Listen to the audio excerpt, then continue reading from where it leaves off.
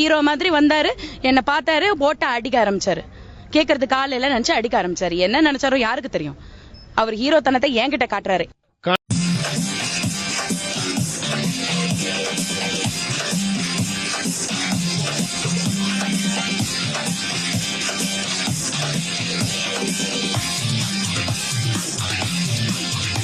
வணக்கம் கிரிக்கெட் ரசிகர்களே, welcome back to Tamil cricket rolls with you Vel present. Let's welcome Rahman de Villiers and Praveen speaks on board. Okay, இன்னைக்கு PBKS CSK நடந்து முடிஞ்சிருச்சு. சேப்பாக்ல CSK எப்படியாவது ஜெயிச்சிருவாங்கன்னு நினைச்ச ஒரு 200 டோட்டல் போட்டதும், பட் அன்பார்ச்சுனேட்லி திரும்பி தோத்துட்டாங்க. நல்லாவே கொஞ்சம் நடுவில் வந்தாங்க ஒரு மேட்சுக்குள்ள, பட் இருந்தாலும் பிபிகேஎஸோட பேட்டிங் ஸ்ட்ரென்த் அதோட டெப்த்னால ஈஸியா ஜெயிச்சுட்டு போயிட்டாங்க பிபிகேஎஸ். உங்களோட தாட்ஸ் சொல்லிருங்க. முன்னாடியே சொன்ன மாதிரிதான் வந்துட்டு சிஎஸ்கே வந்து மேட்ச் ஜெயிக்கணும்னா அவங்க பேட்டிங் வச்சது மட்டுமே தான் ஜெயிக்க முடியும். போன மேட்ச் வந்து நம்ம ரெஃப்ளெக்ட் பண்ணோம், அவங்க பேட்டிங் ஒன்றும் அவ்வளோ பேடா கிடையாது, அவங்கள்ட்ட இருக்கிறது டீசென்டான பேட்டிங் தான். போன மேட்ச் நம்ம ரெஃப்ளெக்ட் பண்ணோம், அது இந்த மேட்ச் நல்லாவே ரெஃப்ளெக்ட் ஆச்சு. ஆனா அவங்க பவுலிங்ல ஜெயிக்கணும்னா அவங்க ஒரு 4200 ரன் அடிக்கணும், அப்பதான் அவங்க பவுலிங் வச்சு ஜெயிக்க முடியும். பவுலிங் ரொம்பவே வீக்கா தான் இருக்கு. பிரசாந்த் வீரை கொண்டு வந்ததுக்கு அட்லீஸ்ட் ஒரு 2 ஓவராவது போட்டு ட்ரை பண்ணிருக்கலாம். அதுவும் எனக்கு என்னமோ ஃபிங்கர் ஸ்பின்னர் இந்த பிச்சில் வந்து எஃபெக்டிவா இருப்பாங்கன்னு தோணுது. பிரியாங்க் ஷாரியா சூப்பராகவே ஆடினாரு. ஆக்சுவலி வந்து பிரியாங்க் ஷாரியா ரொம்பவே நல்லா ஆடினாரு, ரொம்பவே ஸ்டார்ட் பண்ணி செம்ம ஃப்ளோயிங்கா போயிட்டு இருந்தாரு. கொஞ்சம் அப்ளிகேஷன் பண்ணி சிஎஸ்கே பவுலிங் போட்டுருக்கலாமான்னு எனக்கு தோணுது. அவர் ஹேண்ட்ஸை ஃப்ரீ பண்ணவே விடாம அவர் இன்டு த பாடி போட்டு இந்த அபிஷேக் சர்மாவெல்லாம் எப்படி எடுக்கிறாங்களோ அப்படி போட்டிருந்தாங்கன்னா கண்டிப்பா ஒரு ட்ரபுள் ஆயிருப்பாரு. நிறைய டீம்ஸ் யூஸ் பண்றாங்க. சிஎஸ்கேட்ட அந்த எஃபெக்டிவான பவுலிங் இல்ல, அதை யூஸ் பண்றதுக்கு அவங்கள்ட்ட பவுலிங் இல்லையோன்னு எனக்கு தோணுது. திருப்பி சொல்றேன், இந்த பவுலிங் வச்சு சிஎஸ்கே ஒப்பேற்ற முடியாது. அவங்க வந்து தெரியல, அவங்கள்ட்ட பெஞ்ச்னே அவ்வளவு ஸ்ட்ரென்த் கிடையாது, என்ன பண்ண போறாங்கன்னு எனக்கு தெரியல. So very clueless. On the other hand PBKS very commanding win. என்ன நடக்கக்கூடாதுன்னு நினைச்சனோ அது நடந்துட்டு இருக்கு. ரொம்பவே 2 மேட்சுமே சூப்பரா ஜெயிச்சு ஒரு செம்மையான பீக்ல போயிட்டு இருக்காங்க. ரொம்ப கஷ்டமா இருக்கும் அவங்கள ஸ்டாப் பண்ண going on through the season. ஒரு ஆர்சிபி ஃபேனா அவனோட சிச்சுவேஷன் எனக்கு புரியுது. இருந்தாலும் பிரவீன் ப்ரோ உங்களோட தாட்ஸ் சொல்லிருங்க, அப்புறம் நம்ம ஃபர்தரா பேசலாம். ப்ரோ, நம்ம சிஎஸ்கேக்கு வந்து போன வாட்டி வந்து ஒரு மேட்ச்ல அந்த பேட்டிங் சொதப்பினோடனே நிறைய கிரிட்டிசிசம்ஸ், நிறைய டிராபேக் சொல்லிட்டே இருந்தாங்க. இது அப்படி அது அப்படி, அவ்வளவுதான் முடிஞ்சு சின்ன பசங்க அப்படின்ட்டு. பட் இந்த மேட்ச் நம்ம பாத்துருந்தோம், அவங்க இன்னுமே வச்சிருக்கிறது வந்து இன்னும் சஞ்சு சாம்சன் அடிக்காமே அவங்களோட 200 அடிச்சாங்க இன்னைக்கு.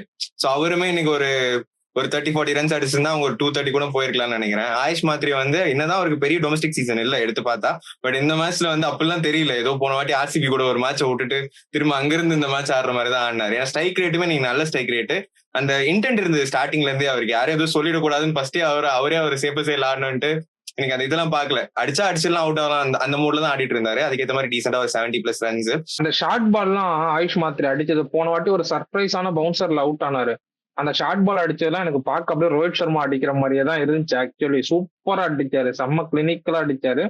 ஒரு யங் கப், சிஎஸ்கேவோட யங் கப் டேர்னிங் இன்டு லயனுங்கிற மாதிரி இருந்துச்சு. ஃபியூச்சர் சிஎஸ்கேக்கு ஒரு நல்ல ப்ராஸ்பெக்ட் ஆயுஷ் மாத்ரே. அதே மாதிரி சர்ஃப்ராஸ் கானையும் டச் அப் பண்ணிடுவோம். அவர் பேட்டிங் ஆட வந்தாலே அம்பையரே போய் பின்னாடி தான் நிக்கணும், அதான் ரூல். ஆக்சுவலி அவர் பேக் தான் ஆக்சஸ் பண்ணுவாரு, அங்கதான் அடிப்பாரு. நம்ம அவர் ஆர்சிபில ஆனதுல இருந்தே பாத்துட்டு இருக்கோம், அவர் அங்கதான் ஆக்சஸ் பண்ணுவாரு. பட் நன் அதர் சர்ஃப்ராஸ் கானும் சூப்பரா ஆனாரு. Well addition for this squad.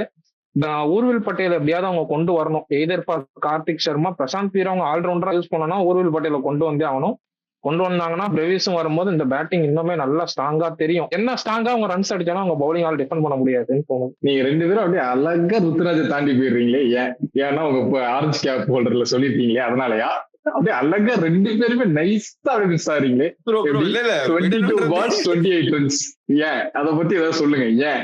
Correct bro. இன்னுமே வந்து அவர் என்னமோ இந்த ட்ரெடிஷனல் ஃபார்ம் ஆஃப் கிரிக்கெட்ல ஆடிட்டு இருக்க மாதிரி ஒரு ஃபீல் வருது. ட்ரெடிஷனலா இல்ல ப்ரோ, இது ஓடிஐ இன்னிங்ஸ் மாதிரி இருக்கு ப்ரோ. ட்ரெடிஷனல் கூட 18 balls 28 இருக்கும். நான் ட்ரெடிஷனல் மீன் பண்றப்போ ப்ராப்பரா இப்ப ஆடுற T20 இல்ல, ஒரு 10 வருஷத்துக்கு முன்னாடி T20ல ஓடிஐ பேட்ஸ்மேன் ஆடிட்டு இருப்பாங்கல்ல, அது மாதிரி. ஆனா அவரால் டபுள் கியர்ல ஆட முடியும். ஏன் அதை மாதிரி பண்ண மாட்டாரு? ஒரு வேளை கொஞ்ச நேரம் நின்று அண்ணன் பாத்துட்டு அதுக்கப்புறம் கன்வெர்ட் பண்ண முடியாம அவுட் ஆயிடுறாரா தெரியல.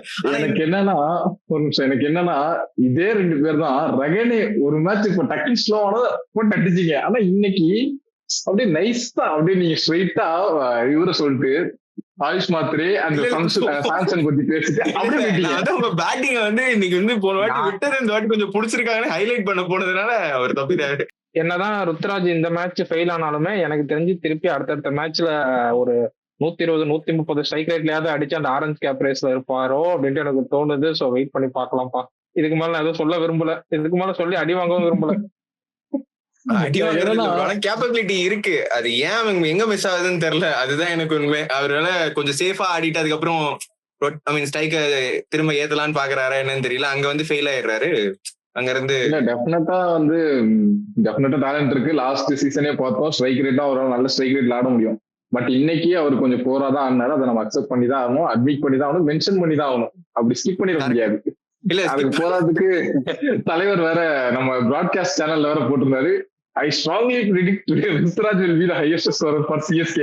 அடி போட்டு துபேவும் வந்து போன வாட்டி இதேதான் அவர்கிட்ட எக்ஸ்பெக்ட் பண்ணியிருந்தேன். ஏன்னா எப்பவுமே விக்கெட் சூடுறப்ப கொஞ்சம் நின்று அவரால் ஒரு 30-40 ரன் அடிக்க முடியும். போன வாட்டி அது அவுட் ஆயிட்டாரு. இந்த வாட்டி அவருமே நின்னதுக்கு அந்த வேல்யூபிளான ரன்ஸ் தான் சொல்ல போனா. அந்த 40 ரன்ஸ் அந்த எண்ட்ல அவரால் எடுத்துட்டு வந்தது. அப்பதான் அந்த 200+ போச்சு. அதுவும் 200+ போச்சுன்னா அவருக்கு இன்னைக்கு ஒரு முக்கியமான கான்ட்ரிபியூஷன் கொடுத்திருக்காரு. சிஎஸ்கே பேட்டிங் பொறுத்தவரையும் நீங்க சொன்ன எல்லாமே ஓரளவு அக்செப்டட், கரெக்டா தான் சொல்லிருந்தீங்க. ஏன்னா இப்போ ரஹ்மான் சொன்ன மாதிரி ஆயுஷ் மாத்ரி அந்த பிளிக்கு புல்லாம் ஆடும்போது அப்படியே ஃபியூச்சர்ல நம்ம ரோஹித் சர்மா மிஸ்ஸே பண்ண மாட்டோம்.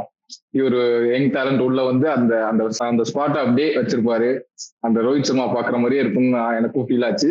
மற்றபடி சாம்சன் வந்து பர்ஃபார்ம் பண்ணியே ஆகணும். இன்னைக்கே கூட நான் சில இமேஜஸ் எல்லாம் பார்த்தேன். சிஎஸ்கே சேப்பாக்கு வந்து தோனி இருக்கும்போது ஸ்டாண்ட்ஸ் எல்லாம் ஃபுல்லா இருக்கும், பிளாக்ல டிக்கெட் அந்த ரேட்ல வைப்பாங்க. அப்படி இருக்கிற ஒரு ஸ்டேடியம் ஒரு ஸ்டாண்ட் ஃபுல்லாவே எம்டியா கிடக்கு. தோனி போஸ்டர் வச்சு மேட்ச் பண்றாங்க, முட்டு கொடுக்குறாங்க. நேற்று கூட நீ நம்ம பிராட்காஸ்ட் சேனல்ல கூட போட்டிருந்தேன், என்னன்னா நாளைக்கு மேட்ச் வச்சுட்டு இன்னைக்கு டிக்கெட் சேல் பண்ணிருக்கீங்கன்னு. ஸோ ஆப்வியஸா அங்க தோனி, ஜடேஜா, ரெய்னா அந்த மாதிரி பிளேயர்ஸ், பிக் பிளேயர்ஸ் எல்லாம் போனதுக்கு அப்புறம் கிளியரா இம்பாக்ட் தெரியுது. அவங்களோட மேட்சோட ரிசல்ட்லயும் தெரியுது, ஸ்டேடியம் அந்த ஆடியன்ஸ் வந்து புல் பண்றதுலயும் தெரியுது. சிஎஸ்கே வந்து அவங்களோட லோவஸ்ட் பேஸ்ல இருக்காங்க. ஸோ இங்க இருந்து ஒரு ஸ்ட்ராங் கம்பேக் கொடுக்கணும், ஒரு ஸ்டார் கண்டிப்பா உருவாயாகணும். சாம்சனா, பிரீவிஸா, இல்ல மாத்ரேவா, ருத்ராஜா, யாரு இங்க இருந்து டீம் சிஎஸ்கே மேல தூக்கி நிறுத்த போறாங்கன்னு தெரியல. வெயிட் பண்ணி தான் பார்க்கணும். நம்ம அப்படியே பஞ்சாபோட பவுலிங்க்கு வந்துடலாம். யாரோட பவுலிங் இன்னைக்கு உங்களுக்கு ரொம்ப இம்ப்ரெசிவா இருந்தது? என்னை பொறுத்தவரையும் செகல் இன்னைக்கு சூப்பரா தூக்கி போட்டாரு, சூப்பரா யூட்டிலைஸ் பண்ணாரு சர்ஃபேஸ. ஆப்வியஸாவே சஹல் தான். சஹல் இன்னைக்கு எக்ஸப்ஷனலா போட்டாரு. எனக்கு என்னமோ ஒரு மிஸ்டேக் பண்ணிட்டாங்கன்னு தோணுது. வைஷாக் விஜயகுமார் இன்னைக்கு நல்லா போட்டாரு. பட் வந்து அவங்க ஹர்ப்ரீத் பிராரை கொண்டு வந்து ஆடி இருந்தாங்கன்னா இன்னுமே ரெஸ்ட்ரிக்ட் பண்ணிருக்கலாம் சிஎஸ்கேவா.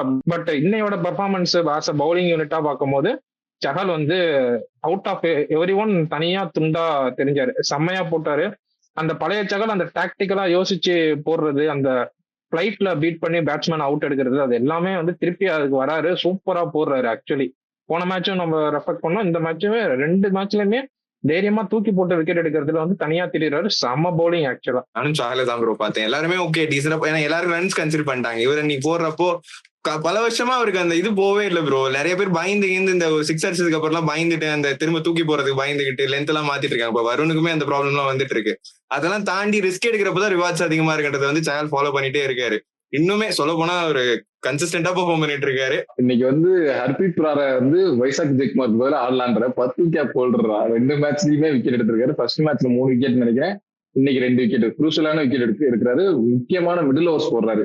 இன்னைக்கு மேட்சுக்காக ஹர்ப்ரீத் பிராரை உள்ள கொண்டு வந்தா அது கண்டிப்பா இவரோட கான்பிடன்ஸ் ரிதம் வந்து பிரேக் பண்ணும். எனக்கு தெரிஞ்சு வைசாக் விஜயகுமார் தான் கண்டினியூ பண்ணணும்னு நான் நினைக்கிறேன். அந்த கோச்சஸ் வந்து அந்த டீமை ஒழுங்கா மெயின்டைன் பண்ற வரைக்கும் கான்பிடன்ஸ் பிரேக் ஆகும். ஹார்சஸ் ஃபார் கோர்சஸ் தான். சேப்பாக் மாதிரி ஒரு கண்டிஷனுக்கு ஹர்ப்ரீத் பிரார் மோர் எஃபெக்டிவ் தேன் வைஷாக் விஜயகுமார்னு எனக்கு தோணுது. ஹர்ப்ரீத் பிரார் அவரோட அந்த ஃபிங்கர் ஸ்பின் யூஸ் பண்ணி அந்த extra bounce off the pitch கிடைச்சிருந்தா இன்னும் கொஞ்சம் ரெஸ்ட்ரிக்ட் பண்ணிருக்கலாம்னு எனக்கு தோணுது. அதே மாதிரி சிஎஸ்கே வந்து கார்த்திக் சர்மா ஒரு பிரசாந்த் வீர் 2 பேர்த்துல பதிலா ஓவர்டனை டிராப் பண்ணது ஓகே. அதுக்கு பதிலா அகில் ஹுசைனை கொண்டு வந்திருந்தா இன்னைக்கு மேட்ச் இன்னும் கொஞ்சமே சிஎஸ்கேவும் பவுலிங்ல டைட் பண்ணிக்கலாம்னு எனக்கு தோணுது பர்சனலா. ஃபிங்கர் ஸ்பின்னர்ஸ்க்கு இன்னைக்கு மச் எஃபெக்டிவா இருந்திருக்கும் இந்த பிட்ச். மோர் தேன் ரெஸ்பின். சஹல் சூப்பரா போட்டாரு. ஒரு இன்னொரு ஹர்ப்ரீத் பிராரும் போட்டிருந்தாருன்னா சிஎஸ்கே முன்னாடியே ரெஸ்ட்ரிக்ட் பண்ணிருக்கலாமோ அப்படின்னு. ஆனா ஓவராலா பார்த்தா இது ஒரு நல்ல குட் டோட்டல் போட்டிருந்தாங்க. அதை டிஃபெண்ட் பண்றதுல நீங்க சொல்ற மாதிரி அவங்க பவுலிங்ல தான் வீக்கு. அவங்க பவுலிங்ல வீக்குன்னு சொல்லலாம், பஞ்சாபோட பேட்டிங் ஸ்ட்ராங்னு சொல்லலாம். ஆனா அப்பட்டமா எல்லாருக்குமே தெரியும் பவுலிங் தான் வீக்குன்னு சொல்லிட்டு. பஞ்சாப் பேட்டிங் ஸ்ட்ரென்த்னு எல்லாருக்குமே தெரியும். ஸோ இப்போ பஞ்சாபோட பேட்டிங் வந்துடலாம். பிரியன்ஷ் ஆர்யா சூப்பரா ஸ்டார்ட் பண்ணாரு. நம்ம இந்த ப்ரிவியூலயும் சொன்னோம், நேற்று கூட சொல்லியிருந்தோம் பிரியன்ஷ் ஆர்யா வந்து ஸ்டார்ட் அவுட் பண்ணிடுவாங்க. பட் சிஎஸ்கேன்னு வந்துட்டா அவர் லாஸ்ட் மேட்சும் ஒரு செஞ்சுரி அடிச்சாரு, இந்த மேட்சும் செம்மையா ஸ்டார்ட் பண்ணாரு, ஒரு சரியான ஸ்ட்ரைக் ரேட்ல ஆனாரு. ஸோ சிஎஸ்கேக்கு அகைன்ஸ்டா அந்த டாப் ஆர்டர்ல உள்ள லெஃப்ட் ஹேண்டர்ஸ் எப்பயுமே பெர்ஃபார்ம் பண்ற மாதிரி எனக்கு ஃபீல் ஆகுது. ஏன்னா லாஸ்ட் மேட்ச் சூரியவன்சியும் கட்டி அடிச்சாங்க சிஎஸ்கே கூட. ஸோ சிஎஸ்கே வந்து அந்த டாப் ஆர்டர்ல உள்ள காலங்காலமா ஷிக்கர் தவான் அடிப்பாரு சிஎஸ்கேவை பார்த்தாலே அடிப்பாரு ஷிக்கர் தவான். அப்பையில இருந்தே அவங்களுக்கு டாப் ஆர்டர்ல ஒரு லெஃப்ட் ஹேண்ட் இருந்தா அவங்களுக்கு ஒரு ஹெட் ஏக் தான். இதுதான் இன்னைக்கு பிரியாங்க் ஷாரியா அடிச்சதுக்கு நான் வந்து 1% கூட பிரியாங்க் ஷாரியிட இருந்து கிரெடிட்ஸ் எடுக்கவே இல்லை. இன்னும் கொஞ்சம் அவருக்கு வந்து இன்டு த பாடி போட்டு ட்ரபிள் பண்ணிருக்கலாம்னு எனக்கு தோணுச்சு. அதே மாதிரி பவர் பிளேல Khaleel Ahmed and Matt Henry சில மேட்ச் நல்லா போடுறாங்க, சில மேட்ச் இந்த பிளாட் ட்ராக்ல ரொம்பவே சிரிக்குது. எனக்கு தெரிஞ்சு அகில் ஹுசேன் கொண்டு வந்தா அந்த பவர் பிளேல 2 ஓவர் வச்சு மேட்ச் பண்ணலாம். முக்காவாசி மேட்ச் வந்து பவர் பிளேல பிரியாங்க் ஷாரியா முடிச்சிட்டாரு. ஆக்சுவலி அகில் ஹுசேனை கொண்டு வந்து அந்த இடத்துல கொஞ்சம் ஒரு பிரேக் போட்டுருக்கலாம். அவர் நல்லா போடுவார், ஆக்சுவல் லெஃப்ட் ஹேண்டர்ஸுமே நல்லா போடுவாருங்கும் போது அவர் கொண்டு வந்து ஒரு பிரேக் போட்டிருந்தாங்கன்னா பவர் பிளே ரன் ரெஸ்ட்ரிக்டா இருக்கும். அதுக்கப்புறம் கொஞ்சம் ப்ரெஷர்ல ஆடி இருப்பாங்க. இன்னைக்கு Prabhsimran Singh not in the full flowing, அந்த ஃப்ளோல இல்ல பிரப்சிம்ரன் சிங். ஆக்சுவலி நீ மேட்ச் பார்த்திருந்தீங்கன்னா அவர் அந்த இடத்துல ரெஸ்ட்ரிக்ட் பண்ணிருந்தாங்கன்னா மேட்ச் எதிர்வே போயிருக்கும். பட் ஸ்டில் இது வந்து too late to say. But 10க்கு ஆவரேஜா மெயின்டைன் பண்ண விட்டாலே அங்கவே சிஎஸ்கேவோட மேட்ச் வந்து அங்க 200 இருந்தாலுமே நீங்க எப்போ அந்த ஆவரேஜா அந்த 10லயே நீங்க அவங்களை மெயின்டைன் பண்ண வரீங்களோ அப்பவே மேட்ச் உங்க கையில இருந்து போயிடுதுன்ற மாதிரி தெரிஞ்சிருச்சு. அங்க வந்துமே அவங்களால 2 ஓவர் வந்து டைட் பண்ணி அந்த 10 கீழே எடுத்துட்டே போக முடியல அவங்களால. அவங்க அடிச்சுட்டே இருந்தாங்க. எப்படி பார்த்தாலும் ஓவரை விட ஒரு 5 ரன்ஸ் அதிகமா தான் இருந்துச்சு. பட் 12 ஓவர்ல எப்படி பார்த்தாலும் இந்த 130. அதுக்கப்புறம் வந்து ஸ்ரேயஸ் ஐயர் இன்னைக்கு வந்து அவர் டச் பண்ணிட்டாரு. மத்தான ஸ்ரேயஸ் ஐயர் இன்னைக்கு வந்து அவர் வரப்போ ரொம்ப டிஃபிகல்ட் சிச்சுவேஷன்ல வரல. ஆனா அங்க வந்துமே அவர் கேப்டன் ரெஸ்பான்சிபிலிட்டி அவர் எடுத்துட்டு அந்த ஒரு 6 அடிச்சதாவும் இருக்கட்டும், அவர் லைக் அழகா நல்லா கரெக்டா ஆடிட்டாரு. ஆடிட்டு அவர் முடிக்கிறப்போ பெருசா ஒண்ணும் வீட்டுல அவர் விக்கெட் விடுறப்போ டெய்ல் எண்டர்ஸ்க்கு ஒரு ரன் கொடுத்தா போதும், அந்த இடத்துக்கு ஒரு சிச்சுவேஷன் எடுத்துட்டு வந்து கொடுத்துட்டாரு. ஸோ மேட்சுமே ரொம்ப ஈஸியா முடிஞ்சிருச்சு. அங்க விக்கெட்ஸ் விழுந்தது. பட் விக்கெட் விழுந்தாலுமே அந்த மேட்ச் த்ரெட் பண்ற அளவுக்கு அந்த விக்கெட்ஸ் அந்த விட்டதெல்லாம் எஃபெக்டிவா இருந்ததான்னு தெரியல. அதான் அந்த டைட் ஓவர்ஸ் போடுறதுக்கு ஆள் இல்ல அவங்க கிட்ட சொல்ல போனா. நீங்க சொல்ற மாதிரி பிரியாங்க் ஷாரியா வந்து பேஸ சூப்பரா செட் பண்ணி கொடுத்துட்டாரு. பவர் பிளேல நல்லா ஸ்கோர் பண்ணி கொடுத்துட்டாரு. அதுக்கப்புறம் விக்கெட் போனதுக்கு அப்புறம் பிரப்சிம்ரன் வந்து ரொம்பவே ஸ்லோ டவுன் ஆயிட்டாரு. 31 balls 38 நினைக்கிறேன்.